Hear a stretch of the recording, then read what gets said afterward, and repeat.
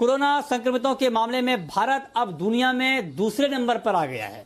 देश में कोरोना के कुल संक्रमितों का आंकड़ा 42 लाख के भी पार पहुंच चुका है, जो अमेरिका के बाद दुनिया में सबसे ज्यादा है। और पिछले 24 घंटे के आंकड़े बेहद चौंकाने वाले आंकड़े हैं।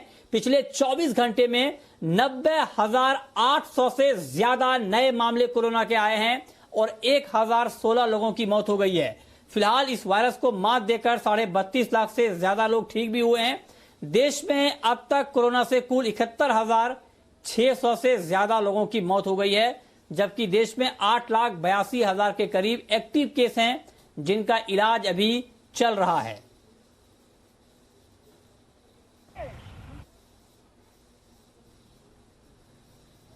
हाँ, तो दानिश हमारे साथ लगातार बने हुए हैं। दानिश, अब तो कोरोना के आंकड़े इतनी तेज रफ्तार से बढ़ रहे हैं कि अंदाजा लगाना मुश्किल हो रहा है कि ये आंकड़े अगले 5-7-10 दिन में कहां तक पहुंच जाएंगे। और अब हम दुनिया में दूसरे नंबर पर आ गए हैं अमेरिका के बाद। किस तरह की हलचल सरकार के अंदर दिख रही है? क्या कुछ नई प्लानिंग हो रही? क्योंकि हम तो ओपन अप चीजें कर रहे हैं, लेकिन ये आंकड़े थम नहीं रहे हैं। जी देखिए, बिल्कुल आपने सही बात कही कि इंडिया अब दुनिया में सेकेंड लार्जेस्ट कोविड इफेक्टेड देश बन चुका है। पिछले 24 घंटे में सेकेंड डे इन अ रो 90,000 के ऊपर केसेस रिपोर्ट करे गए हैं और पिछले हफ्ते में ही अगर हम देखें तो 6 लाख फ्रेश केसेस एक हफ्ते में रिपोर्ट करे गए हैं। तो ये जो नंबर्स हैं वो काफ़ी ज़्यादा हाई हैं और किसी भी देश की सरकार को ऐसे नंबर्स नहीं चाहिए एक ऐसे समय पर जब बाकी देशों में कोरोना के केसेस कम हो रहे हैं, लेकिन हमारे देश में अभी भी केसेस बढ़े जा रहे हैं। तो आपको मैं एक बात और बताना चाहूँगा, जो हाई अभी हम फिगर देख रहे हैं इसमें 6 भारत की ऐसी स्टेट्स हैं, ऐसी 6 स्टेट्स हैं जहां से 75% ज़्यादा केसेस आ रहे हैं, जो महाराष्ट्र, कर्नाटका, आंध्र प्रदेश, तमिलनाडु, ये ऐसे स्टेट्स हैं जहां से सबसे ज़्यादा केसेस रिपोर्ट करे जा रहे हैं। लेकिन जहां तक सरकार की स्ट्रैटेजी की बात है तो सरकार की एक जो अम्ब्रेला स्ट्रैटेजी है जिसमें वो प्रॉपर टेस्टिंग और ट्रैकिंग करना चाहते हैं। सरकार का मानना है कि वो अभी प्रॉपरली चल रहा है और जहाँ तक होम आइसोलेशन की बात है, होम आइसोलेशन को भी काफ़ी प्रमोट करा जा रहा है और जो लोग ज़्यादा इफेक्टेड हैं उन्हीं को हॉस्पिटल भेजा जा रहा है। और जहाँ तक मैं आपको टेस्टिंग की बात बताऊं तो प्रधानमंत्री ने एक एम दिया था कि हम चाहते हैं कि दिन में 10 लाख केसेस 10 लाख टेस्ट करे जाएं। हम उसी के ट्रैक में हैं। पिछले 24 घंटे में अगर हम देखें तो 7 लाख के ऊपर टेस्ट करे गए हैं कोरोना के।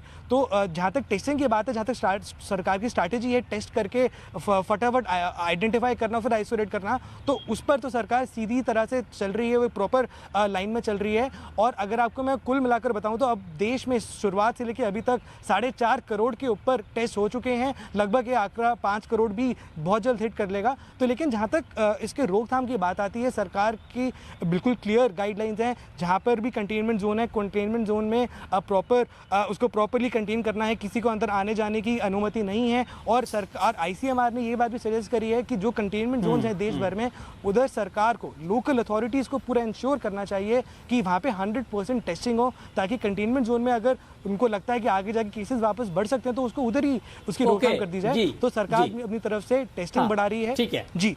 और जहाँ तक वैक्सीन की बात है तो जी, वैक्सीन के लिए सरकार पूरी तरह से काम कर रही है, उसको पूरी तरह से फास्ट ट्रैक कर दिया गया है। जी। ओके, बहुत शुक्रिया दानिश आपका इस पूरे अपडेट के लिए। और जो बात दानिश ने कही कि महाराष्ट्र में मामले एक बार फिर से काफी तेजी से बढ़ने लगे हैं, तो महाराष्ट्र में आपको बता दें कि पिछले 24 घंटे में 23,000 से ज्यादा मामले सामने आए हैं, जो कि अब तक का रिकॉर्ड है। और महाराष्ट्र में अब कुल कोरोना संक्रमितों की संख्या 9,07,000 के पार पहुंच गई है, जिनमें से 6,44,000 ठीक भी हुए हैं। इस वायरस से 26,600 से ज्यादा लोगों की मौत हो गई है महाराष्ट्र में। दिल्ली में कोरोना ने एक बार फिर से रफ्तार पकड़ ली है। दिल्ली में मामले आपको याद होगा पिछले दिनों कम हो गए थे, लेकिन दिल्ली में अब मामले फिर से बढ़ने लगे हैं और 24 घंटे में 3256 नए केस मिले हैं। ये दिल्ली में बड़े चौंकाने वाले आंकड़े हैं। आपको याद होगा कुछ दिन पहले दिल्ली में 1000 से भी कम हो गए थे रोज के आंकड़े।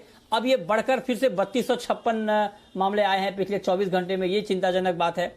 तो मुंबई के ताजा हालात बताने के लिए हमारे साथ हमारे संवाददाता सुबोध मिश्रा जुड़ रहे हैं। सुबोध, क्या हो रहा है? ये महाराष्ट्र में नंबर काफी बढ़ रहे हैं, मुंबई में भी बढ़ने लगे हैं, और बीच में तो मुंबई से अच्छी खबर आई थी, आपने ही बताई थी कि हालात काबू में आ रहे हैं, लेकिन फिर से मामले क्यों बिगड़ने लगे हैं?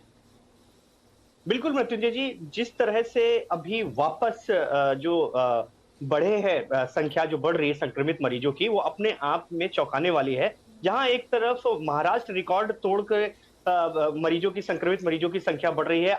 जो पिछले 24 घंटे में रविवार की अगर हम बात करें, करीब 23,000 से ऊपर जो थे मरीज मिले हैं। वहीं मुंबई में भी आप ये समझिए कि 1900 के करीब इस बार वो थे मरीज पिछले 24 घंटे में पाए गए हैं। और वहीं पूना में करीब 2600 से ज्यादा मरीज पाए गए। मतलब इस समय सबसे ज्यादा महाराष्ट्र में अगर हम बात करें तो पूना में सबसे ज्यादा मरीज जो है वो पाए जा रहे हैं। वहीं मौत की भी अगर हम बात करें, मौत के आंकड़े वो भी पूना में ही सबसे ज्यादा देखे जा रहे हैं। मैं आपको ये एक चीज बताना चाहूंगा कि करीब जहां महाराष्ट्र में 9 लाख के करीब आंकड़ा पहुंच चुका है संक्रमित मरीजों का, तो यहाँ मुंबई का करीब 1.5 लाख पहुंच चुका है और वहीं पूना में 2 लाख का आंकड़ा टच कर रहा है। निश्चित तौर पे जहां मुंबई में मरीजों की संख्या बढ़ रही है, तो मुंबई के अलावा जो बाकी महाराष्ट्र के जो नगर हैं, खासतौर से पूना है, नासिक है, सतारा, सांगली है, नागपुर है और बीड़ है, ये जलगांव है, इस तरह की ये वो शहर है जहां पर जो कोरोना जो है वो अपने पैर इतनी तेजी से फैला पा रहा है कि वहां का प्रशासन खुद हक्का बक्का है। जो महाराष्ट्र सरकार है, जहां एक तरफ अभी बात कर रही है कि वापस चेज द वायरस जो प्रोसेस थी, जिसके चलते उन्होंने धारावी में बहुत अच्छा काम किया था और मुंबई में भी काफी कुछ हद तक जीता था, और वापस चेज द वायरस को लागू करने की बात की है और वापस इसी फंडे को जो इसी तर्ज पर पूना और बाकी जगहों पर भी करेंगे। लेकिन अभी भी एक चीज कहने वाली बात है, जो 2 दिन पहले ही उद्धव ठाकरे जो मुख्यमंत्री, उन्होंने बोला था कि अगले 3 महीने जो हैं काफी भारी होने वाले हैं महाराष्ट्र के लिए। ओके, ये आपने बहुत डिटेल में सुबोध ने बताया कि कहां कहां नंबर बढ़ रहे हैं। ये आपके लिए जानना बहुत जरूरी है कि महाराष्ट्र के किन किन इलाकों में अब नंबर ज्यादा बढ़ रहे हैं। बहुत शुक्रिया सुबोध आपका इस डिटेल जानकारी के लिए।